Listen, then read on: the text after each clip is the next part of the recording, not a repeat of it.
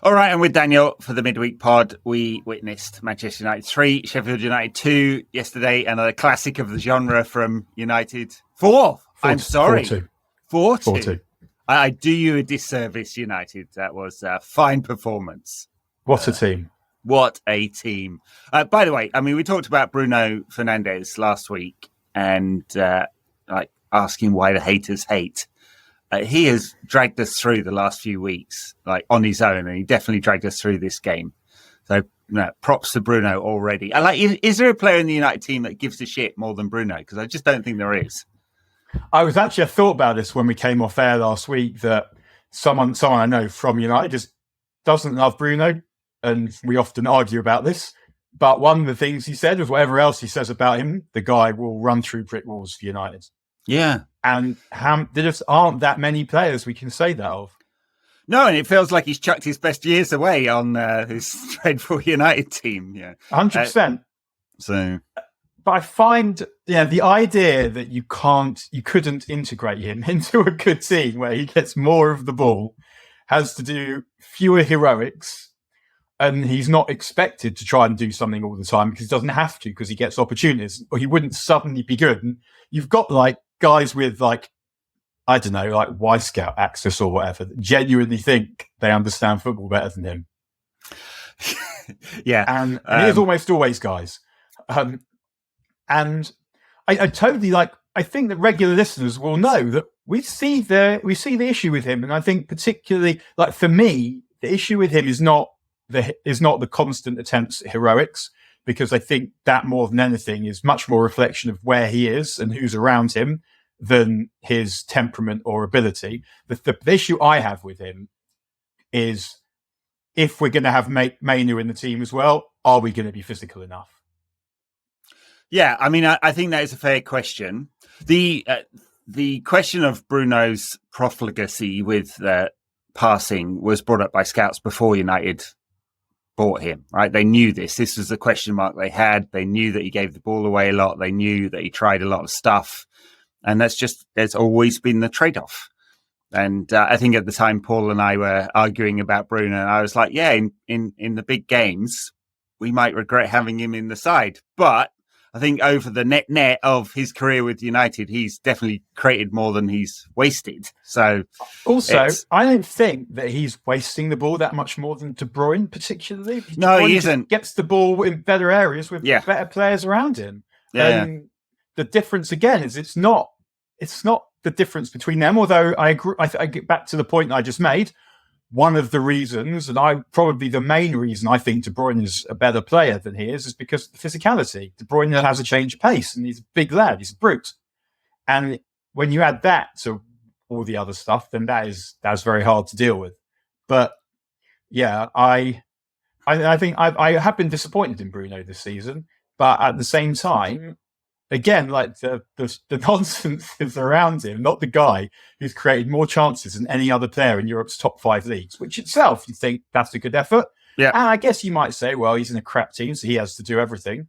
Or you might say, well, he's often in a team that has less than 50% possession, that evacuates midfield, that is conceding regularly 20 shots a game, and to still be top of that in that environment, not even playing well.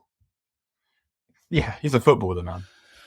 Yeah, he is. And actually, going to bring the conversation full circle on the data and the Y-Scout tacticos, that group of people would say actually his ball progression this year has actually been better in those games where he's been asked to play deeper. Now, it wasn't against Sheffield United. He was the orchestrator because, or the number 10 because Eriksen was behind him. Yeah, actually, for much of the season, he's played deep in Scott McTominay, or at least for a number of games, and the tacticos would say that he's progressed the ball more, and it's just been a change of role. Anyway, United did a lot of United things last night, didn't they? And some not United things, I guess.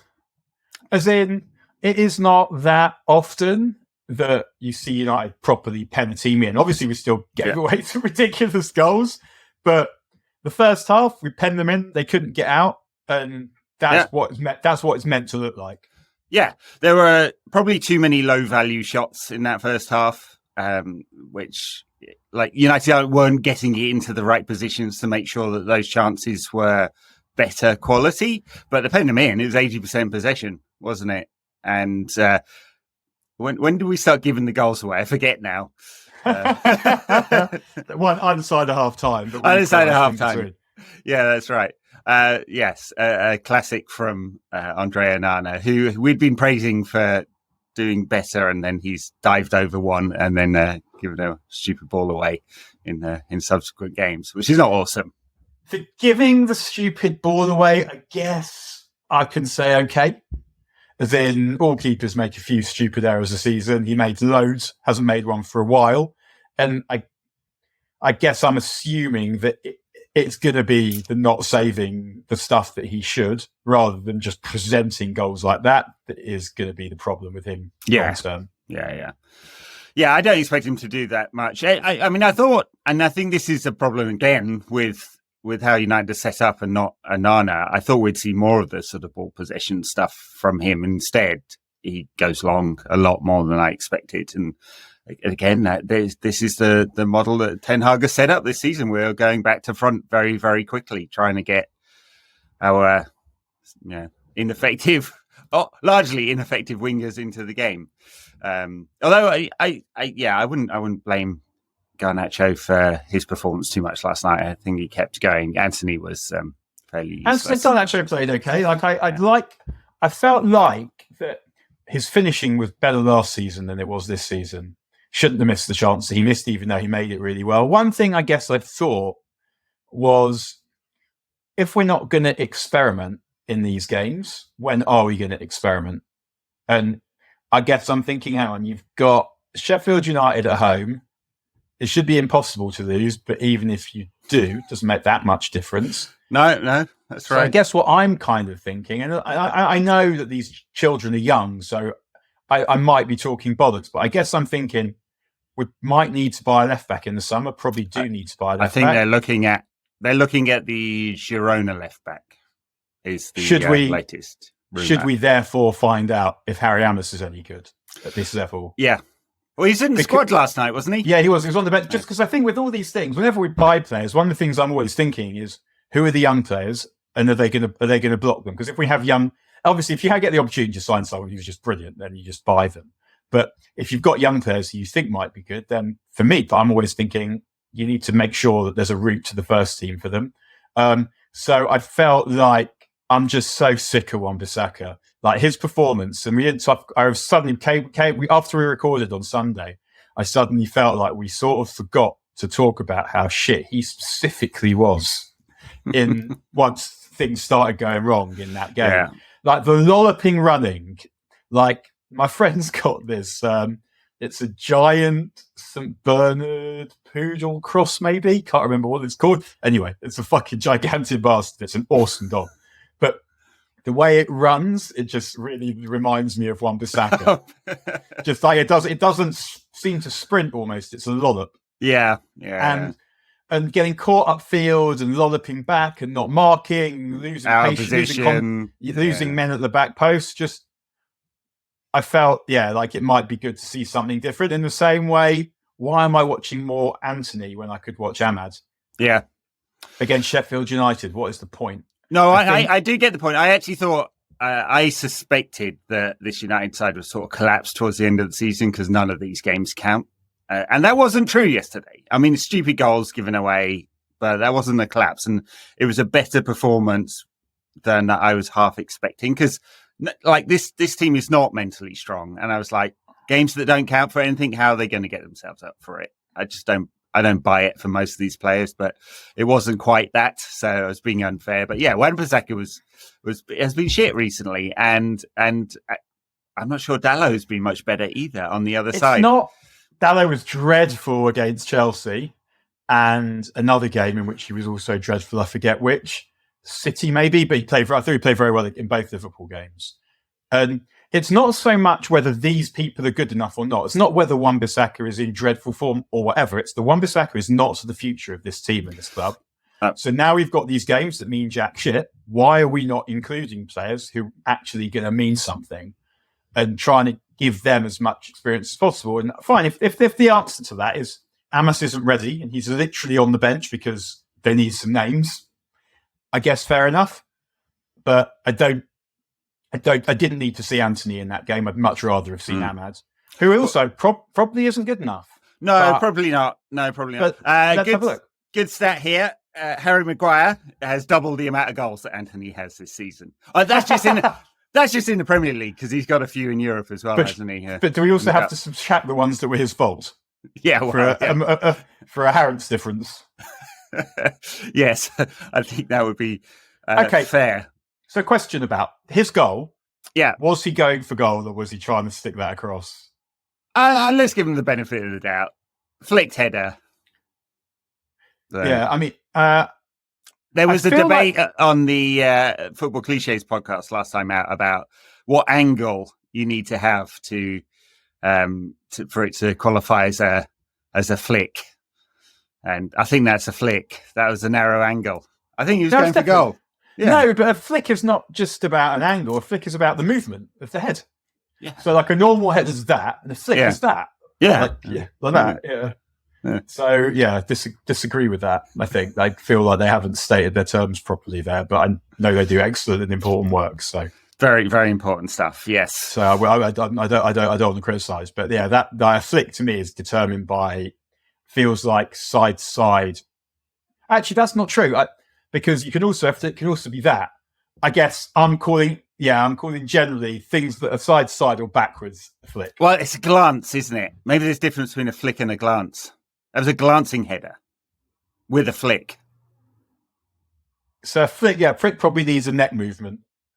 A glancing header more needs to come off the side of the.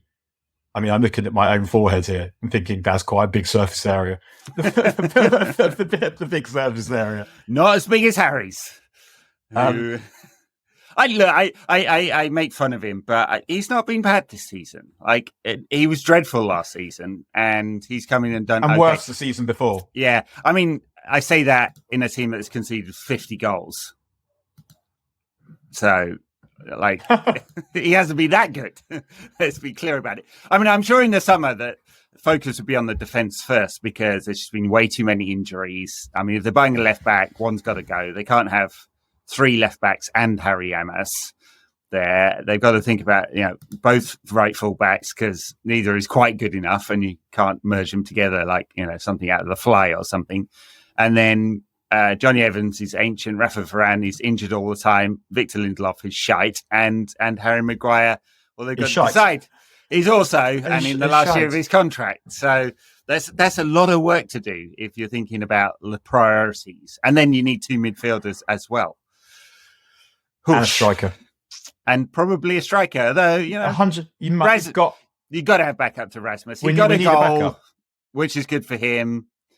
He celebrated it thoroughly. And he made sure, but that's what I want to see. Like he made sure he scored that goal because I can't remember who it was, but there was a tap in behind him, and he made sure because he needed that goal and he knew he needed it. Yeah, and he worked hard for it as well. He moved quickly, and after missing that one at the weekend, there was a really good chance right at the end against Coventry. Then. He needed that one, otherwise we'd be talking about him again. I mean, he only touched the ball 8 times in that first half. There's something with the way United are playing where they just do not use him at all. And to be fair, like maybe the way he's moving, I agree that it is for the manager and for them to find a way to get him into the game, but also feel like should he have found a solution now, just sitting down with the other dickheads and saying, this is what I need. Yeah. All right. What was the second goal? I'm totally blanking on United's second now. It was the Fernandes pen. Now, Harrods was the first one. I know it was the first one. That the as the equaliser. Yeah. Then the Fernandes pen. On that penalty, if you can take a penalty like that, I don't understand why you don't take every penalty like that. I know. Because you could and it would never, ever get saved. Never. And that's the thing. Like, I'm sure on the training ground that the completion rate of penalties is way higher than the 80% it is in actual games. So obviously the pressure makes an impact. But yeah, if you can hit it cleanly into the corner and don't have to do all the stutter bollocks. And high. Yeah. Just hitting it high. Like Owen Hargreaves' penalty in Moscow. Oh, Anderson's penalty. Like, hit penalties like that. They can't be saved. And I guess there's more margin for error, perhaps. But yeah, if you could smash it, if you could smash one into the roof, I guess that is a technique that you've practiced with which you feel comfortable. Yeah. Just maybe do that all the time. Africa Cup of Nations final, was it 3-4 years ago, where I think it was 13-12 in the end, or something like 14-12 on penalties. And like almost every single one was going into the top bins as the best penalty shootout I've ever seen. Most United penalty shootouts have not been. We were shy for very many years. I was strolling on Twitter just earlier today, and I saw this video of all these penalties, and I was like, what's that? I was like, oh my God, there's penalties from Gdansk. I thought, no, I definitely do not need to see these ones again. You do not. And United's third goal, I guess we got the equaliser, didn't we? Brereton Diaz, now Chilean striker by Blackburn. Are you a Chilean? I thought in America you'd be a Chilean. Chilean? No, I can't do that. Or Caribbean. No. And there's some things I'll adapt to culturally, to fit in. But yeah, talking wrong, not going to do that. Then we had Bruno's fine strike with his left foot. Who knew he can hit them that hard with his left? I think my leg would fall off if I tried to hit a ball that hard with my left. It would just like... no chance. But yeah, good one from Bruno. That's 8 in the last 6 games, I think he's got now. Yeah. Yeah, and lots of assists as well. Yeah, I think it's 28 goals and assists this season. So it's not even nearly his top season. But there's only one player. Cole Palmer is the only person in the league with more goal involvements than him. And I mean, I don't think taking penalties are cheating, but he's taken a load of penalties. Right. So, yeah, all in all, we're still chasing 4th. In theory, we could still make 4th if Villa lose the next 4 games and we win our next 4 games. So, sorted. Or if Villa lose the next 4 games by a cricket score and we score 6 in each of them, and then we could draw the other one. Also fine, yeah. Yeah. Seems unlikely because we'd also need Spurs to screw up because I think that 5th place for the Champions League is probably unlikely now that... Yeah, it's gone. I think that's... I mean, if Villa win the Conference League, that leaves it potentially open, I think, depending on other results. But then Leverkusen are playing Roma. Roma aren't beating Leverkusen over 2 legs. Seems unlikely. Even if Madrid beat Bayern. Yeah. So, yes, probably gone. So, although I think the Europa is now guaranteed for 6th, someone pointed out, because if Manchester City win the FA Cup, the Europa League place goes to the league, not to the runners-up of the Cup. But if we win the FA Cup, would be us. would be us. So, 6th place will get a Europa spot. Yeah. I mean, who would have thought that feels slightly comforting? Oh, God. I mean, It's marginally better. It's just, it's it's a lot better. It's a lot. The humiliation of being in the conference. It is a lot better. You don't ever want to have to play in that competition. Awesome. Because at least if you win the Europa, that feels like some level of achievement of some sort. Winning the conference is just nah, man. It's also a spot in the Champions League if we are desperate enough next season. After whatever changes are made. Oh my gosh, yeah. If we need the Europa League to get the Champions League next season, that would be disappointing. Talking of which, yeah. We were talking about flicks earlier, which was meant to be my segue into Hansi Flick. Not Erle Flick of Hello fame. But I guess he is also a hair flick. But yep. So it seems that Arne Slot, if that's how you pronounce it, is going to Liverpool. Bald Dutchman, what could fail? Mm-hmm. And Xavi staying at Barca. Yeah, surprisingly, yeah. And Uncle Wreck-It Ralph is going to Bayern. Amazing. Great stuff. Yeah, it would be good if his first press conferences, we need open heart surgery here at Bayern. I've been looking forward to that. He was right in most of what he said. his management was wank, though. Yeah. Like, as I always say this, but like imposing that 4-2-2-2 just because that's a formation that you like, rather than looking at the players, serves the players that you have, I guess prejudiced me against him. Mind you, I think that's a criticism you can level at Erik ten Hag as well with United. There are players not playing in their ideal role, like over and over again. Yeah, I think I agree that is true, but that is also partly because he doesn't have players to play any. Like, we don't have a good team in any formation. There's no like the best team. Maybe if we did like an old school WM, like a 2-3-5 or something, we could maybe manage that. But there isn't a good team in there, so he's always trying to like brush a bit of hair over a bare bit, and then realizing that actually that just leaves another bare bit somewhere else. And you're just teasing him now because he's got no hair to brush. I'm teasing us, Ed. He's and so I do think it's not him turning up, and so I mean he's almost done the reverse of that in a way, saying this is how I want to play football. Oh. When I think we'd be keener on him actually saying, this is how I want to play football. We're going to build towards it rather than I'm going to chuck it in the dustbin. So would you accept Hansi Flick? I mean, it's a good question. He has an amazing first part of his career, didn't he? And then failed with Germany. Probably not entirely his fault that he failed with Germany, given they were a bit chaotic during the World Cup, and perhaps don't have the players that they need. So yeah, maybe I would. I mean, all feels like a gamble. Every manager is a gamble. So it's not that, but I just wonder if out of what there is, if he's not going Bayern or Germany, which he isn't, he's available. You couldn't. Is he?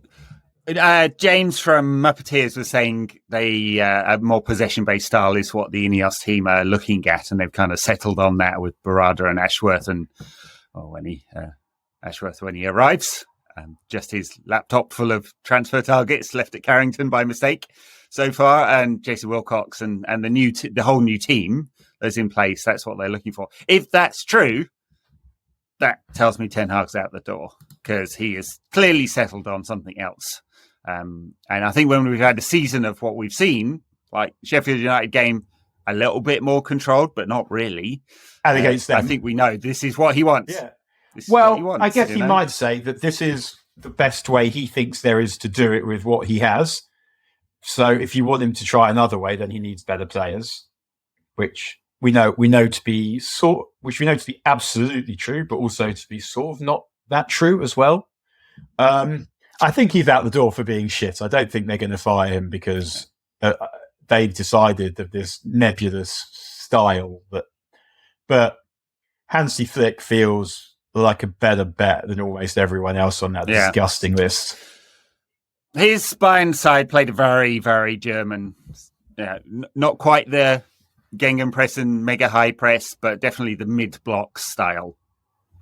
So it was kind of be interesting whether he could adapt if he was a potential target, and he's not been mentioned anywhere or in any of the betting or any of the spread markets. It would be a little adaptation to the Premier League, I imagine. So, Ruben Amorim was talked about by everyone. Young manager, done great things at Sporting. West Ham trying to hire him. David Moyes' birthday. So happy birthday to absolutely everyone whose birthday is today, except for David Moyes. Oh, man. I mean, it's also kind of intriguing because Arne Slot with Tottenham were talking to, and they preferred Postecoglou. Big Ange. Yeah. And I mean, it's just, again, like one of those things, and we cannot say this often enough. Whoever Liverpool the point will be significantly worse than Klopp. Because the side that lost to Everton and keeps getting beat now, like that's their level obviously isn't less good than Everton, but I do think that their level is losing games that you think they probably shouldn't because they are not that good, and winning all the games is hard, even when you are that good. By the way, I think credit to United for totally fucking their season. Credit to Ten Hag. I mean, he pissed on Klopp's valedictory parade. I mean, you respect to that. Beautiful stuff. Love it. I did quite enjoy. Remember when they won the Carling Cup, whatever it's called now, and Trent Alexander-Arnold tweeted, 1 out of 4 still hungry. Yeah. All right, Trent. Okay. All right. Yeah. All right. Yeah. Might need to get that meal planner out. Intermittent fasting. Good for you. Do you think they'll have an open top bus parade for their Carling Cup victory with Klopp's farewell, or is he just going to disappear and that'll be it? It is brilliant how quickly it's all fallen apart, because I guess like that Atlanta loss was shocking, but then you're thinking, well, maybe they're gone. I really expect them to lose to Everton. Like, one of the annoying things about this period is that they never lose to Everton. Like, games when you have one team in a city that is good, often the derby is the one where you think, well, they might drop some points there, and they've basically victimised Everton for most of the last 20 years, 15 years, yeah. So no, it's true, yeah. I mean, it comes down to a 2-horse race, I think. I mean, it feels like Liverpool are gone. I mean, it's a 4-point gap now. I was talking to a mate in synagogue just yesterday, and he was saying he wanted Liverpool, his was Arsenal season ticket holder, was talking about Liverpool, how he hoped Liverpool losing this night. And I said, like, honestly, you don't need to think about that, because whatever happens, you are not going to finish third behind City and Liverpool. No. It's not like, sorry, you're not going to finish top with Liverpool coming second. That's not going to happen. If Liverpool win it, you're going to come third. But if you win it, it will be City that are second. You don't have to. Like, Liverpool are not a danger in that way. City's still got to play Tottenham. So do Arsenal. Yeah, they go to Brighton. But I mean, it's not. They're all games that you kind of, because Tottenham are hit and miss. Brighton, Forest, Wolves, Fulham, Spurs, and then West Ham. I don't know. I look at that and go, I can see City winning all 6, especially since they don't have to worry about the Champions League. The thing about City and the thing about Pep Guardiola's football is, whatever you think about where you rank all these teams, blah, blah, blah, Pep Guardiola's football, and I don't even mean when it's just played by Pep Guardiola, I mean when it's played by Spain as well, is the hardest football to beat of all time, because you don't get the ball. So if the other team, with Pep Guardiola's football, he'll almost always have better players than you and better options than you. And the ability to deny the ball means that you don't have very much scope to beat them, which is why Spain were able to win 3 major trophies in a row without Guardiola and without centre forward, because they still had Guardiola's mainly midfield players, who were just, they barely scored any goals either, did they, Spain? And a lot of these later stages won a bunch of them 1-0. Because they didn't have a striker. They managed to find a goal at some point and keep the opposition away.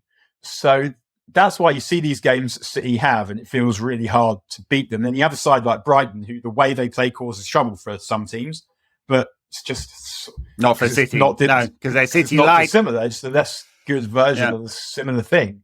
So City tend not to struggle with that. Like, the problem, what City struggle with is teams that are solid at the back and can press them at the front and have good attackers.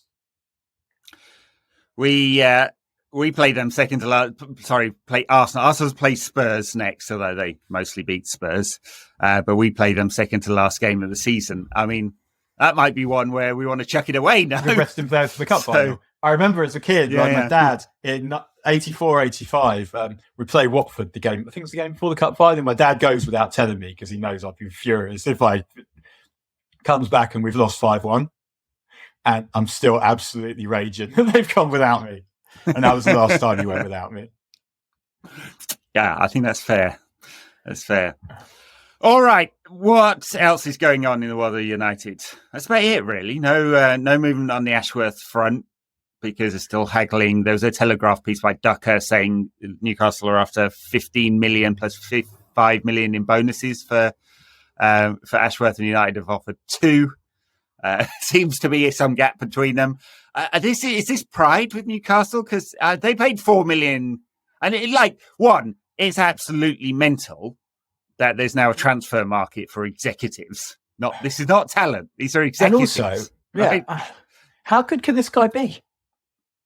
Are you genuinely telling me that he is 15 million? Like, that's whatever. I mean, I guess they're not going to pay 15 million quid. Just seems so unlikely that he's worth that sort of money.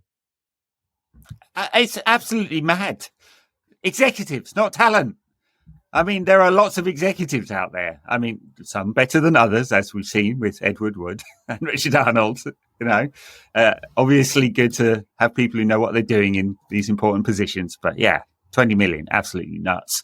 I think this is more about saving face and making sure he's not around for. In fact, I would bet that this will get done the day after the transfer window closes, something like that, or very shortly afterwards, and it will just be about delaying his introduction. In the meantime, it looks like Jason Wilcox, who was at the last few games, is taking that role and going to be leading, and Barada joined in June.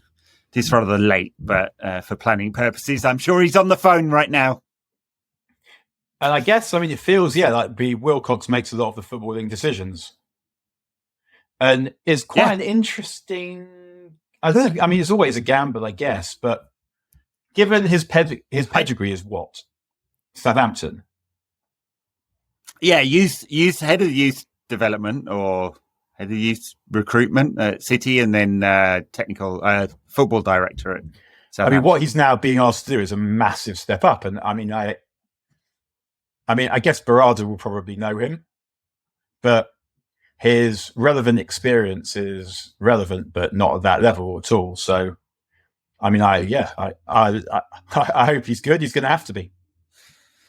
So, on which point, I've got a question from Brian Roy, friend of the show. He says, on the next pod, could you just the various roles United have been hiring for, and in simple terms, what exactly the roles are supposed to be? Brailsford, Barada, Wilcox, Ashworth, etc., and so on. They all seem to be very samey titles. So it would be good to know which each one does, plus anyone else. Yeah, I think this is simple, really. Brailsford's just that he's a consultant. He works for Ineos Sport, the sports division of Ineos, and he's bestie mates with Jim Ratcliffe. And I'm sure he'll disappear from being sort of hands-on. Apparently, he's been sleeping at Carrington, which is nuts. His wife kicked him out. Yeah, maybe that's it. Yeah, Barada's CEO is going to be CEO, and there isn't going to be a CEO above him on the commercial side. So he's a CEO. Everyone else who has an executive role will report to him, and he will report to the owners. So I think that one's. I think we just added Barada. I think the thing with Barada is it will be he is the guy who will be making the big sign off on all the big decisions. Obviously, with money, he'll need to go to the money men. But the person in the M, like Jim Ratcliffe, if I'm a Barada comes and says they're going to be the manager, Ratcliffe's Ineos aren't going to probably overrule him because they've employed him to not do that. But it'll be, and I get the sense that he is not going to, because right now every budgeting decision goes to Florida for a sign off, or I think actually Joel is based in Washington DC, isn't he? And so it goes to them for a sign off, and that's why United are really, really slow and make really crappy decisions. And I think that is not how United are going to operate from now on. They will have a budget, which they have to have anyway for FFP, PSR, squad cost rule purposes, and he will go work to that budget. And of course, that's the football side, but he'll have an overall budget.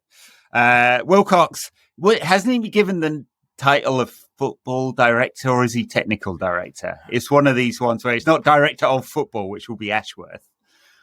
But so it seems like Wilcox will be quite hands-on with some of the operational decisions around the I think he's going to be, like not day-to-day because that's the manager, but he's basically the manager's boss, isn't he? He's going to be overseeing the way that this is how Manchester United are going to play. Obviously, you'll have to talk to and squad development. Barada about that, but it will be him that is across which kids look like they might be good, where there are other good players knocking around. I would imagine managing the scouting system and working out how we're going to play. So those basically the job that we'd all want, I guess, of these people. This is one. Yeah, and there's a recruitment department. It doesn't seem like they're changing the recruitment head, O'Brien, at the moment. And then Ashworth is basically like a COO. Seems like he's going to be doing the operations. So who has responsibility for what the structure should look like. And this looks very much like he has had a say in this already, even though he's not with Wink. He's on gardening leave at the moment. And so, I think that's it. And it just feels like a professional, modern. Yeah, so I guess Ashworth is more, football like structure. Player contracts, making sure that all the scouts know where they're meant, that everyone's in the right place at the right time, the relationships are right. And all the different aspects of the club are working in harmony, to me feels like Ashworth's job. Like, he doesn't feel like he's a football expert. It feels like he's an expert wearing a suit. Yeah. And then the other one is Darren Fletcher, who it looks like he's going to have a kind of pathway Mascot? job, which is mascot now. Which kids are have a potential pathway towards the first team. Talking of which, we didn't mention him, but Wheatley came off a massively winning season with the under-18s. So they won the under-18s Premier League and the under-18s Premier League Cup, beat Manchester City. He scored in that game. He also got a hat-trick against Liverpool when United beat them 9-1 a couple of weeks ago. So it's been an excellent season for him. He's a big unit. Well, he's skinny, but 6'4", and very, very nearly got a goal. Bruno apparently said to him when he came on, enjoy it. I'm going to get you I've got a 8 goal. minutes to get you a goal. I've got 8 minutes to get you a goal. He very nearly did it. There was that cross that was just cut out, and with Wheatley standing there about 3 yards out, ready to poke it in. It was a shame. I was cheering him on. But give him 250th player to come from United's academy into the first team. And United put a really excellent video out on the socials with most of the 250. Because I won't lie. I find official club United's focus on this a little bit grating, because we're making a virtue out of necessity. Yeah.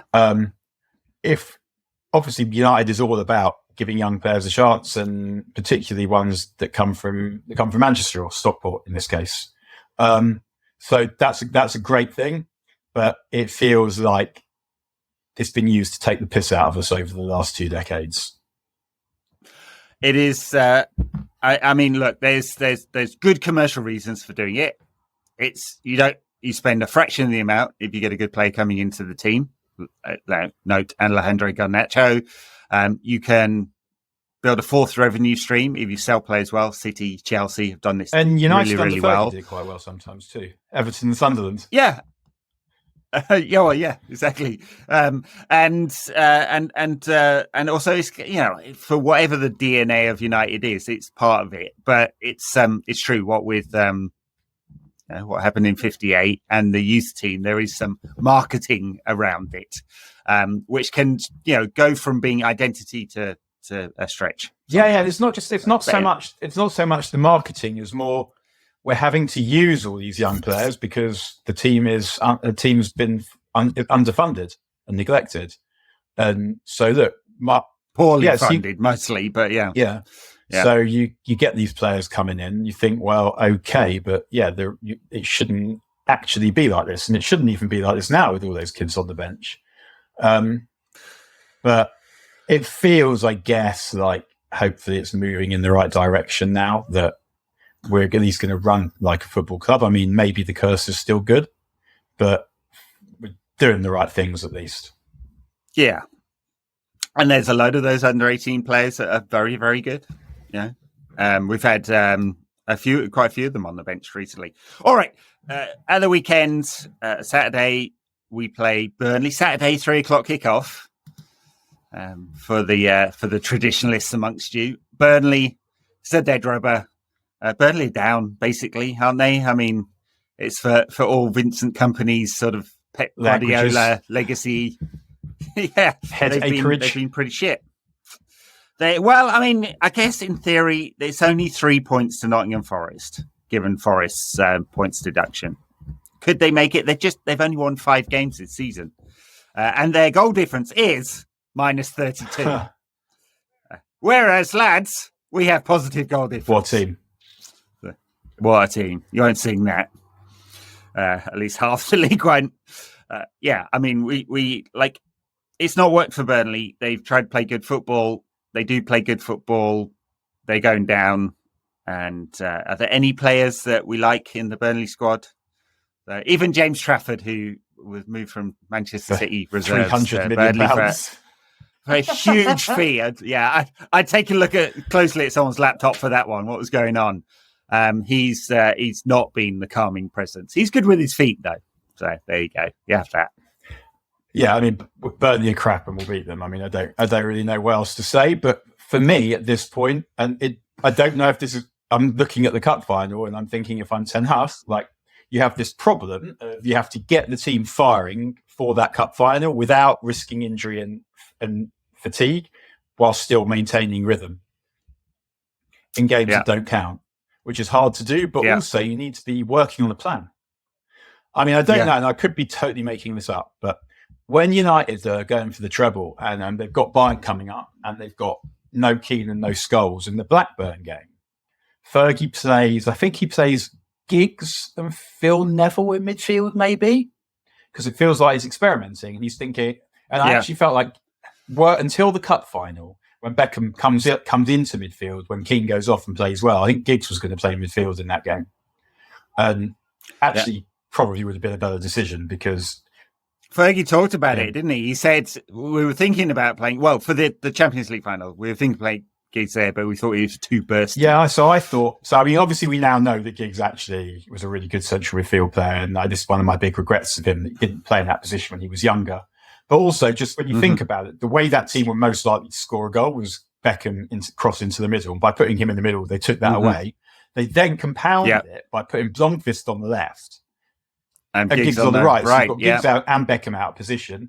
Blomqvist has a stinker, but he's just not as good. So I say, but I'd like to see us working towards.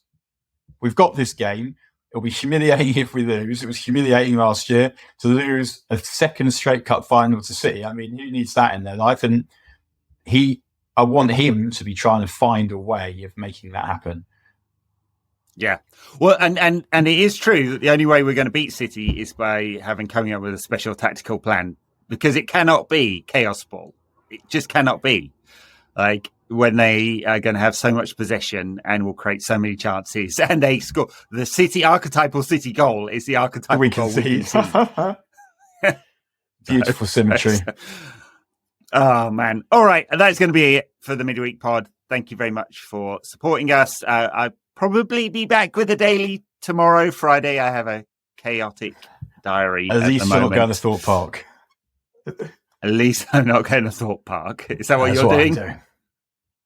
I mean, it's empty because all the schools are back at school apart from the Jewish schools. So it'll be full in a different way.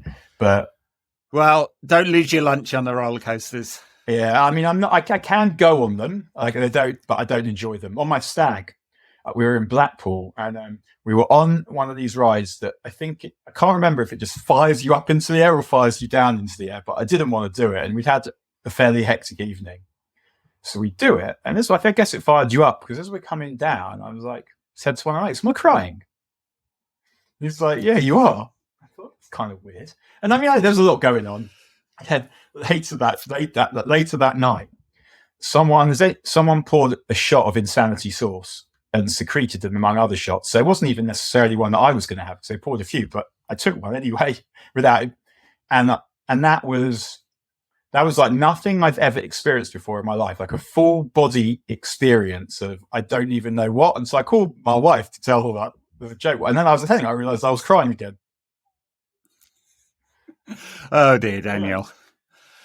I'm off to a tequila night. Tequila and me do not mix very well, and so I'm rather worried about that one. In fact, the last time I drank tequila, I was with a friend of the show, Joey, in Los Angeles watching the Liverpool versus Tottenham Champions League final, and managed to spend a fair amount of that evening passed out. So, seems like a good plan. It's not a good plan. It is really not. All right, everyone, don't do that. Better than watching Liverpool win not as we do. Much better. Yeah, I'd rather have been passed out for the whole bloody thing. Thank you very much. Decade. At least we won't get to see it this year, and we won't get to see a Liverpool title win. Which is a funny thing, actually, because this is the first Champions League final in a very time that we haven't had to worry about what might happen. If you go back through them, so we've got City Inter, Liverpool Madrid, City Chelsea, and we got, apart from the COVID Paris Bayern one, then we got Tottenham Liverpool, Madrid Liverpool, and it's that Juve Madrid one, 16-17 was the last time, apart from the COVID one, where it wasn't horrendous. That's nice feeling, isn't it? Although I think we're probably going to see a City title win. I'm just going to write it off to cheating. All right. Thanks Peace. very much, everyone. Bye now.